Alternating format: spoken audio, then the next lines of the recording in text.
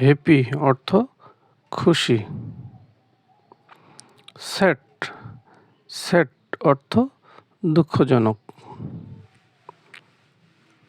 Friend friend অর্থ বন্ধু। Enemy enemy অর্থ শত্রু। নিউ নিউ অর্থ নতুন। ওল্ড ওল্ড অর্থ পুরাতন। গুড গুড অর্থ ভালো। ব্যাড ব্যাড অর্থ খারাপ।